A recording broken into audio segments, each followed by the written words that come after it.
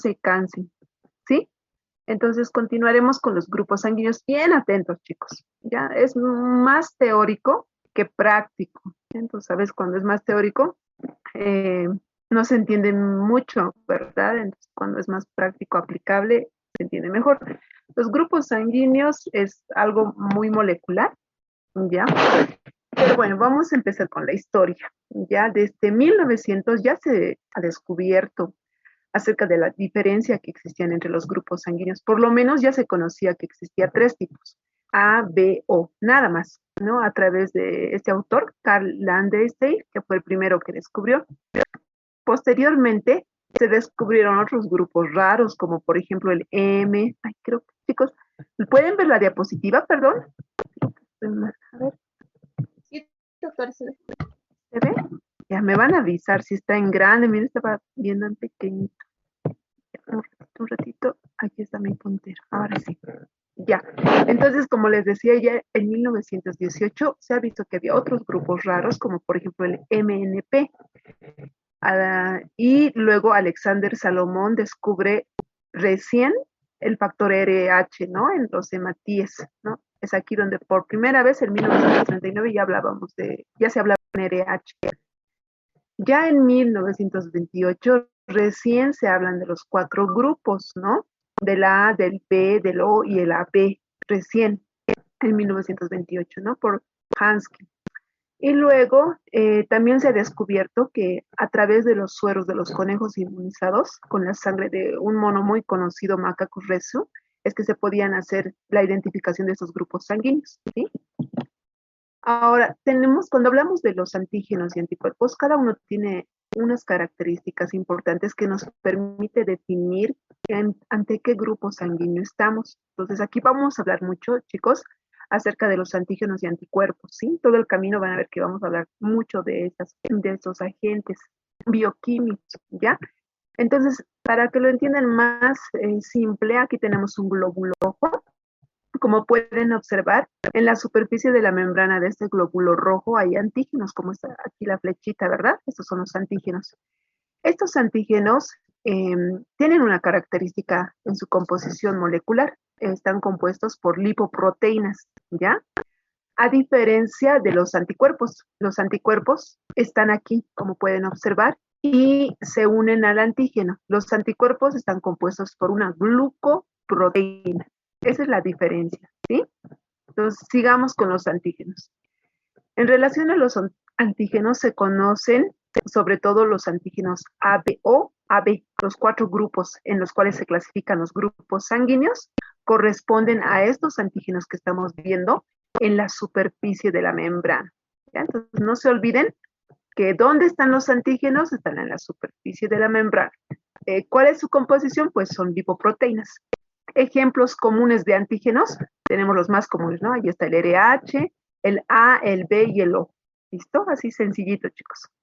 El RH, por si acaso, es una lipoproteína y el ABO es un lipopolisacárido, ¿no? Su estructura es más amplia y compleja. En los anticuerpos, ¿cuáles ejemplos tenemos? Tenemos estos de acá, ¿verdad? La inmunoglobulina G, como está acá en la diapositiva, y la inmunoglobulina M. Esos dos son los más conocidos de los anticuerpos. Y no están instantáneamente en el suero, sino ellos aparecen en respuesta al sistema inmunitario, ¿sí? O sea, ante la respuesta del antígeno es que aparecen estas inmunoglobulinas, la G o la M, ¿sí?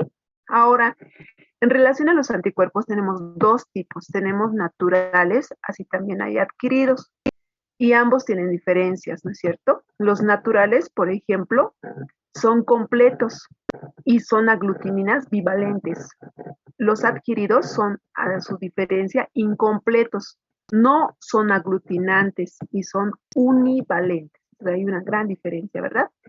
Los naturales van a estar presentes en el suero de un paciente que no haya tenido contacto con el antígeno, mientras que los adquiridos, como su nombre lo indica, van a estar en el plasma o suero de un paciente que ya tuvo contacto con un antígeno, ¿no? Por eso lo llamamos como anticuerpo adquirido.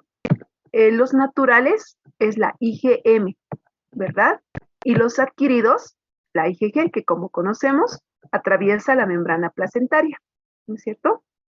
Los naturales, ¿qué ejemplos podemos dar?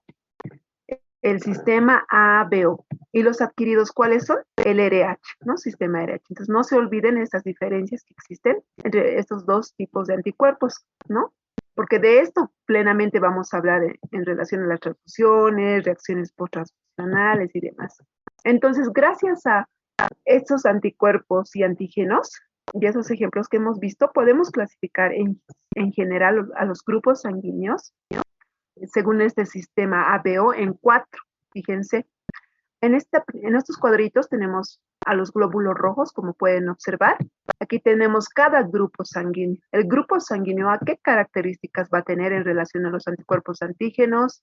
El grupo B, ¿qué características va a tener? El grupo AB también y el grupo O. Entonces son bien sencillitas sus características. Como pueden ver en la imagen de este glóbulo rojo, ¿cómo es el grupo A? El grupo A es aquel glóbulo rojo que presenta, como están viendo en la superficie de la membranita, al antígeno A, ¿ya? Y en el suerito, en el plasma, ¿qué vamos a encontrar? En el plasma vamos a encontrar anticuerpos anti-B, ¿sí?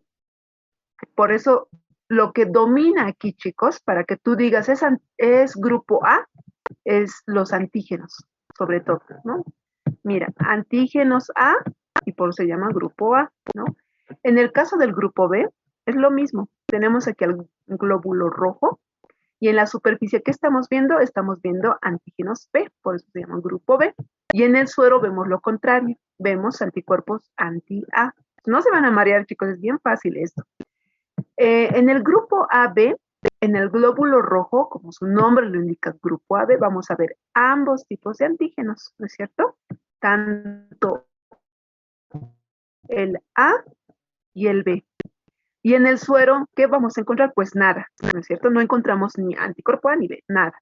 En el grupo O, como su nombre lo indica, o grupo 0, no hay ningún antígeno. Por eso también tiene este denominativo de grupo 0 o grupo O, como se conoce. Pero sí en el suero y en el plasma vamos a tener anticuerpos anti-A y anti-B. Entonces esa tablita bien memorizada, chicos, para que ahorita vamos a aplicarlo en la parte clínica. ¿Para qué nos sirve conocer tanto los antígenos y anticuerpos que cada glóbulo rojo presenta? ¿Ya? Entonces, gracias a esto, gracias a esta clasificación, a esta presencia de antígenos en la superficie, anticuerpos en el suero, podemos clasificar a los grupos sanguíneos ya no solamente en 4, como estamos viendo aquí. Gracias a todo ello, podemos sacar, fíjense, 8 grupos sanguíneos.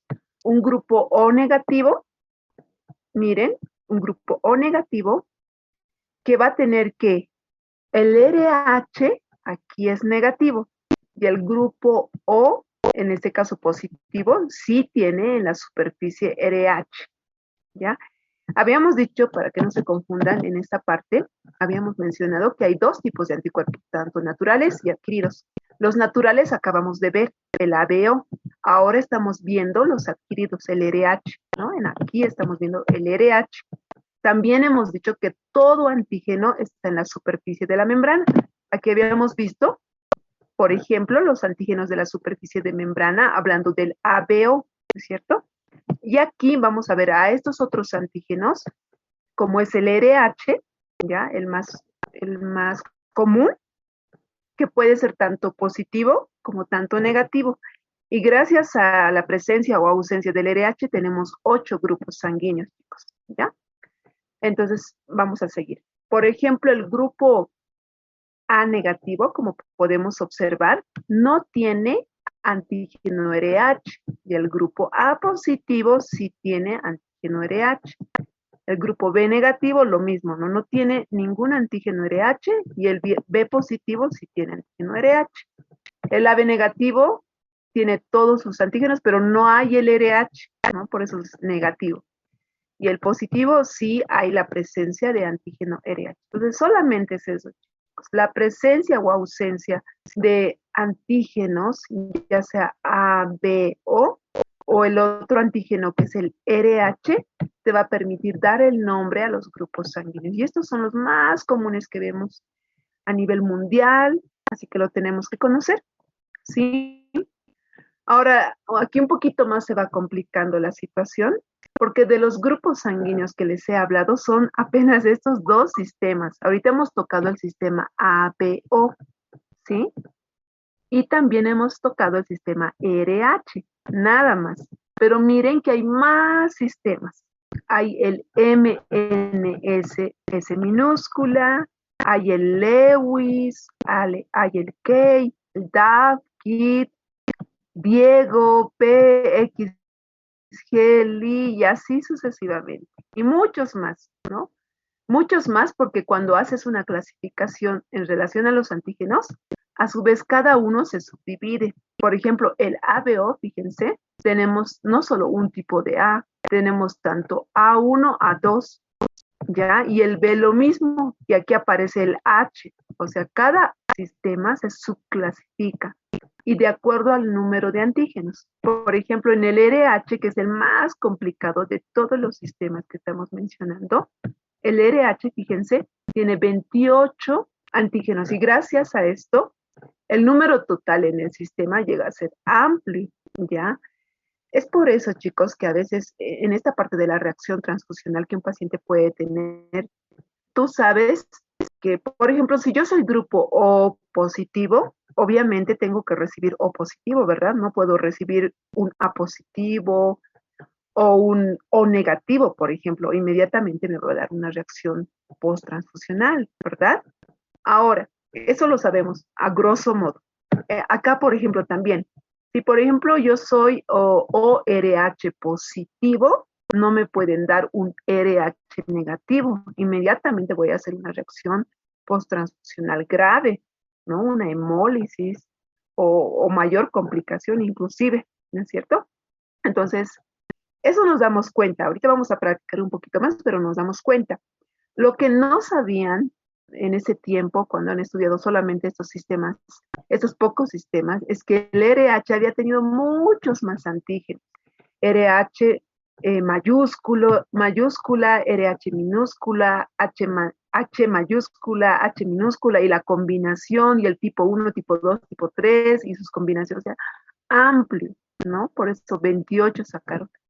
Lo que, chicos, no hacemos tal vez en todas las unidades transfusionales, porque hay varias unidades transfuncionales. Bancos de sangre, ustedes saben que solamente tenemos en el tórax y en el alto. Y al privado hay también uno en la ciudad, ¿no? Pero no hay más, solo son esos los bancos de sangre. Unidades transfusionales, hay muchos centros, tanto de segundo y tercer nivel que tienen, pero no en todas las unidades transfusionales se realizan estos 28 antígenos, chicos. Entonces, lo común que hacen solamente si es positivo o si es negativo, pero los subantígenos, las otras clasificaciones, los 28 antígenos se determinan no.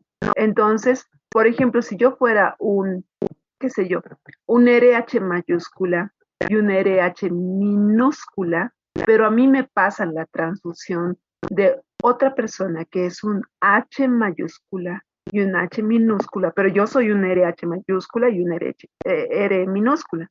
Entonces, obviamente, voy a hacer una reacción, ¿verdad? Entonces, esa es la situación porque donde lo realizan en las unidades transfusionales, como les digo, no hacen esos subtipos. Por tanto, muchas veces va a existir también estas reacciones, chicos, ¿no? En el banco de sangre del Instituto Nacional del Tórax, ahí sí se hace más bien la mayoría de los antígenos, las subclasificaciones, hay algunos raritos como estos, donde no se hace todas las clasificaciones, pero los comunes, por lo menos el sistema ABO y el RH sí, ¿no? Entonces, muchas veces incluso, chicos, por decir, nuevamente me pongo como ejemplo yo, ¿no? Si yo fuera un R mayúscula con un R minúscula, y qué sé yo, en este banco de sangre hay unas 100 unidades. Entonces, en 100 unidades no hay ni uno de los paquetes globulares, ni una de esas 100 unidades tiene este antígeno RH que yo tengo, RH mayúscula y RH minúscula, Entonces, aquí, por ejemplo, en Bolivia, si no nos queda de otra, ya ni modo, me van a tener que pasar esto, y voy a tener que hacer una reacción, pero vamos a tener que premedicar o de alguna manera ver cómo darle una transfusión adecuada, ¿no? Darle, por ejemplo, darme un paquete globular lavado para disminuir la sensibilidad, ¿no? Entonces son alternativas que se pueden realizar. Pero a nivel mundial, en otros centros de mayor complejidad, bancos de sangre así gigantescos en otros países, allá no tienen solamente 100, tienen 500, 1000 unidades y a cada una de las 1000 unidades les hacen la prueba y tratan de encontrar, de las 1000, tienen que encontrar y transfundirle el grupo que le corresponde. Así sea el más rarito, le transfunden y así evitan las reacciones, ¿no? Entonces, eso, chicos, para que tengan por lo menos una idea de cuál es la importancia de conocer a estos subtipos, ¿no? De antígenos que existen de cada sistema, ¿ya? Entonces, eso, chicos, también para un poquito que puedan entender mejor, ¿no? Como les decía, era más molecular y seguimos entrando a lo molecular, ¿no? Como nos podemos observar, perdón. Miren, aquí tenemos los 4 grupos conocidos, el A, el B, el AB y el O, ¿no es cierto? Cada grupo sanguíneo, como pueden observar, tiene una estructura de su glucosa diferente, ¿no? Y eso le da la característica. Miren, por ejemplo, el A no es lo mismo que el B y el AB no es lo mismo que el O. Entonces, cada uno tiene su estructura molecular en el azúcar, en la glucosa, que lo hace diferente, ¿no? Que lo hace que sea A realmente o B. Por ejemplo, aquí vemos, en primer lugar, aquí estamos viendo el A. ¿Qué composición tiene? Tiene, por ejemplo, esta composición, tiene el N-acetilglucosamina, como podemos observar, y así también el fucosa, lo siento, la fucosa, ¿no? ¿Y el B qué tiene? El B también tiene la fucosa y la galactosa, ¿no? Y el O, ¿qué nomás tiene? Solamente tiene la fucosa, ¿es cierto? Y el AB tiene ambas combinaciones, obviamente, ¿no? La acetilgalactosamina, ¿no? La fucosa, que estamos viendo aquí, la galactosa y todo, ¿no? Ambas fucosas, fucosa, acetilgalactosamina, perdón, no puedo mencionar bien, acetilgalactosamina y también tiene la galactosa, ¿no? Entonces, esa es la composición, la estructura que lo hace diferente a cada grupo sanguíneo, ¿sí? No solamente para aclararles esta clasificación y la diferencia en la composición que existe, ¿ya? Vamos a proseguir. Entonces, vamos a hablar de los anticuerpos del sistema ABO. Tenemos que saber, chicos, que los recién nacidos y los menores de 3 meses no van a tener un sistema AB propio. ¿Por qué? Porque sabemos que van a tener todavía lo de la madre, ¿verdad? Sabemos que la inmunoglobulina de la madre a través de la vía placentaria lo va a llevar el recién nacido y el menor de 3 meses, ¿no es cierto? Eso tenemos que saber bien claro, porque en este momento, cuando recibe una transfusión de un paquete globular, aquí es donde puede existir una reacción post-transfusional, ¿sí? Sobre todo si son grupos raros, un grupo O negativo, A negativo, B negativo, puede haber esa reacción, ¿ya? Entonces, tenemos que recordarnos siempre que un recién nacido y un menor de 3 meses van a tener todavía los grupos sanguíneos de la mamá, ¿ya? Y eso lo van a ver sobre todo en neonatología, ¿no? Cuando roten neonatología, cuando hagas internado, van a ver muchos niños con reacciones post-transfusionales, ictericia, hemólisis que hacen estos pacientitos, ¿no? Y aquí hay que solucionarlos con el anti-D, ¿no? Es la solución, como un antídoto para que ya no siga hemolizando, ¿no es cierto? Eso también sucede pues con los grupos sanguíneos cuando, por ejemplo, el papá la mamá es un grupo A positivo, por ejemplo, y el papá es A negativo, ¿no? Entonces ahí también hay ese cruce y hay esa reacción misma, ¿no? Y vamos a seguir. En relación a los anticuerpos A, B, O, estos son simplemente la presencia de la inmunoglobulina M y G, ¿ya? Es lo mismo que ya les había explicado en realidad, chicos, solamente aclarando que qué anticuerpo, porque conocemos a varios anticuerpos, pero los más comunes van a ser el IgM y el IgG los que van a existir, lo que le va a permitir denominarlo como anticuerpo anti-A y anti-B, y esos también van a estar en los grupos sanguíneos para definir si estoy ante un A, un B, una B, ¿no? En este caso, por ejemplo, el grupo sanguíneo A y B van a tener inmunoglobulina M, pero el grupo O0, va a tener inmunoglobulina G, que es el más común, ¿verdad? Bien, aquí podemos observar la diferencia, ¿no? Entre el sistema RH que habíamos mencionado cuando es positivo, la presencia de estos antígenos, perdón, en la superficie de la membrana, ¿no? Y la ausencia, pues me va a hacer denominar un antígeno RH negativo. En ¿qué antígeno principal tiene? El antígeno D. Ese es el que tiene, chicos. Y este va a determinar si es positivo o si es negativo, ¿no?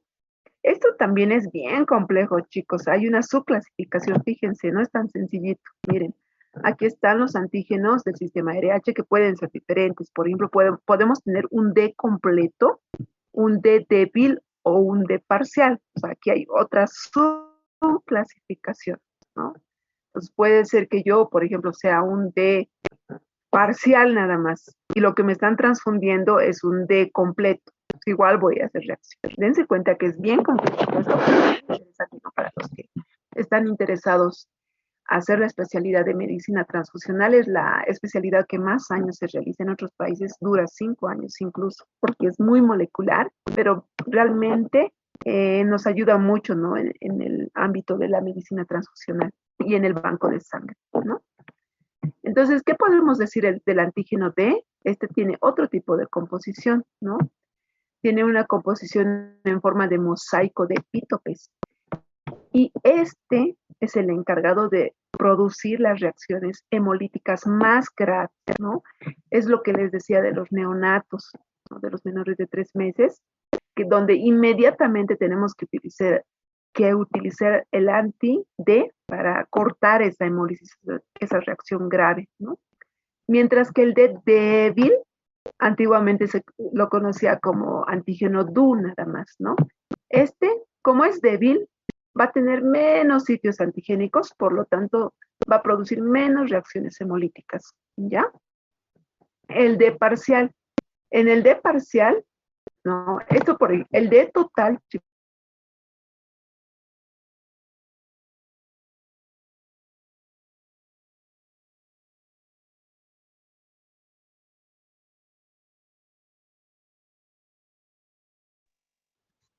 Doctora, ya no se lo escucha.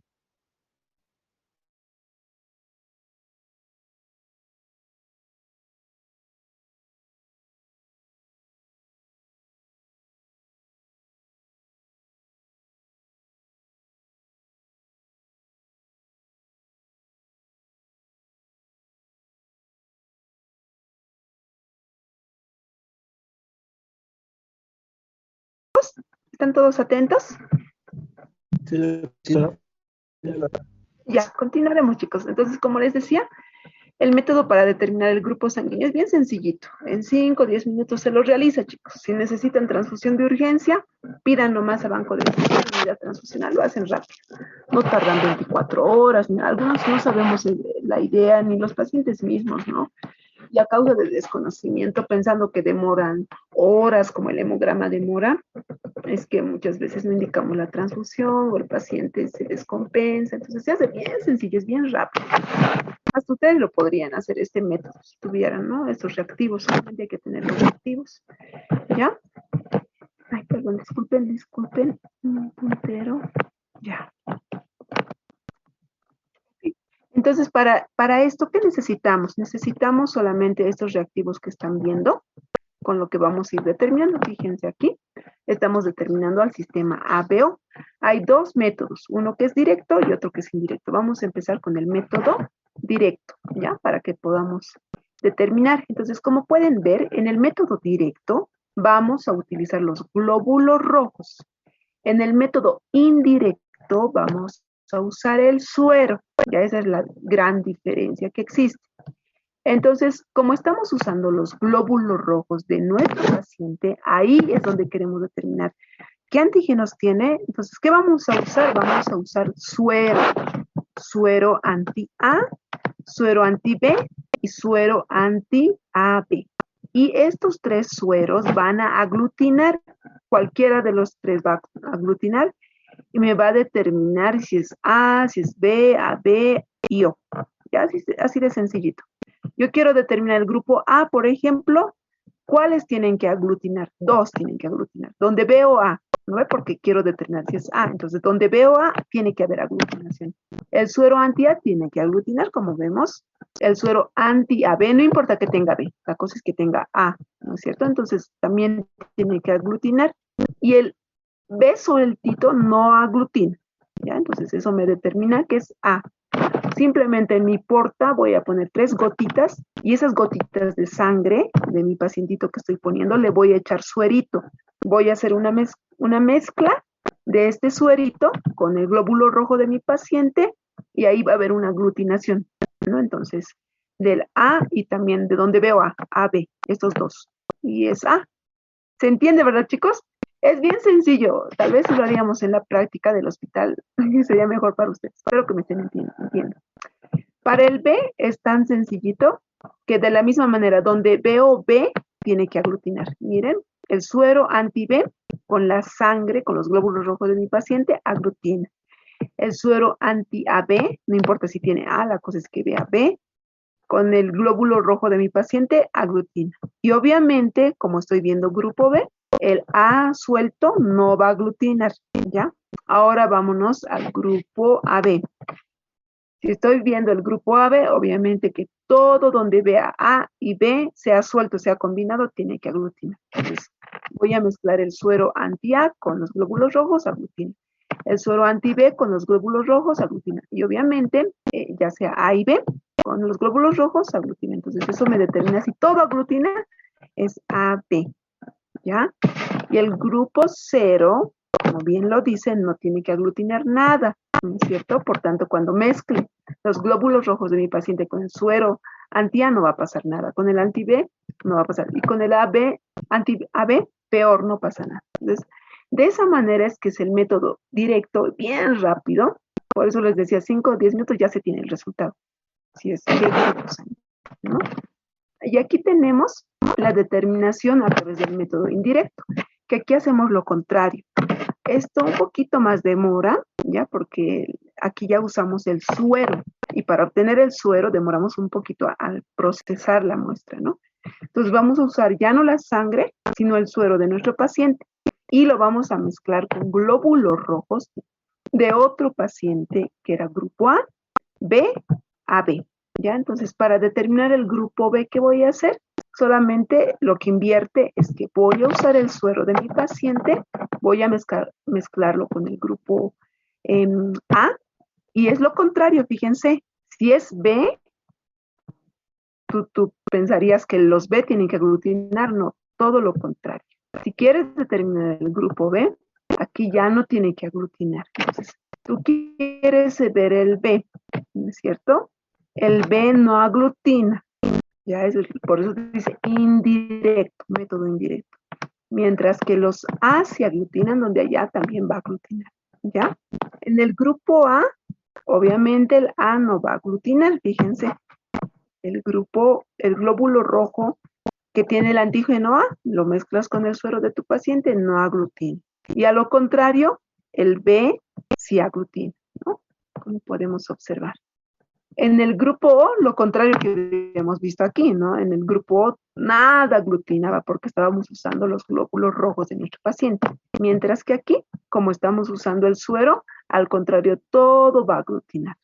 Y lo mismo es del grupo AB, como estamos usando el suero, en el anterior, por ejemplo, todo aglutinaba, ¿verdad? Porque estábamos usando glóbulo rojo. Aquí nada va a aglutinar. Solo es eso, chicos, o sea, es el método que se use, sea directo, con glóbulos rojos, es diferente, ¿no? Si es con suero, también va a ser diferente. Pero al final, cualquiera de los métodos me tiene que determinar estos 4 grupos sanguíneos, este sistema AB, ¿ya? Y en el factor RH, de la misma manera vamos a usar un suero que se llama anti-D. Aquí no usas el suero de tu paciente, directamente los glóbulos rojos del paciente. Nos aplicamos el suero anti-D a los glóbulos rojos del paciente. Si aglutina significa que es positivo, D positivo, ¿no? Entonces sería un RH positivo. Si no aglutina nada, pues es un RH negativo, ¿no? Y de esa manera ya habíamos visto que tenemos 8 grupos sanguíneos, como podemos observar aquí. ¿Para qué te sirve determinar todo esto? Necesitas saber, primero, para transfundirle un grupo de sangre a tu paciente, necesitas conocer el grupo.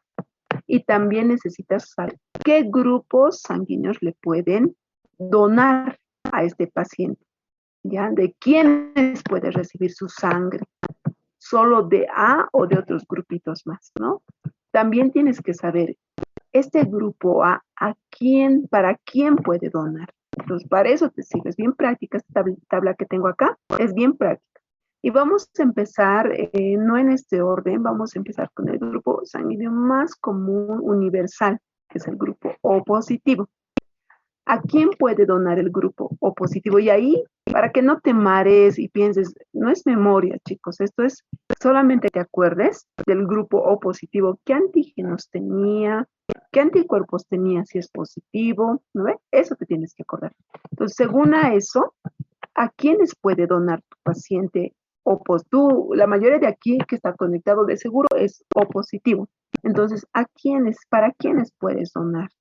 ¿Solamente para O positivo? No, puedes donar para el A positivo, para el B positivo, para el AB positivo, pero jamás de los jamases podrás donar para un O negativo, porque ahí sí que se muere el paciente con la transfusión, ¿ya?